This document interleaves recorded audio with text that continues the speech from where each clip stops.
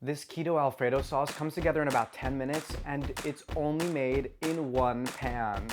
It's creamy and buttery and it's fantastic for mixing and matching your meals. Hi y'all, welcome to Cozymeal Studios where the vibes are immaculate and the food is delicious. My name is Yanni and today we're making a Keto Alfredo sauce. You can stick to your keto, but you won't have to sacrifice much time at all. That's the great thing about this.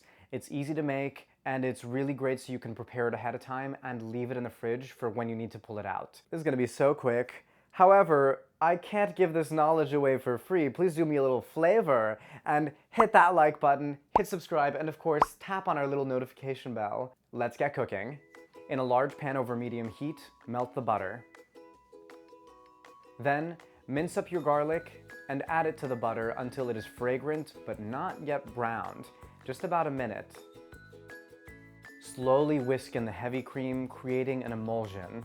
Whisk in the freshly grated Parmesan cheese. Add the fresh parsley for a little pop of color and freshness. Season with salt and pepper to taste. And serve the Keto Alfredo sauce with zucchini noodles or any other low-carb friendly pasta. That's it. So simple, so easy. If you like this recipe, please make sure to head to the description box below or head to cozymeal.com/recipes. If you haven't already, please make sure to hit that like button and hit subscribe for more recipes from these incredible chefs on Cozymeal. As always, my name is Yanni and thank you for watching. Mwah! I will see you next time.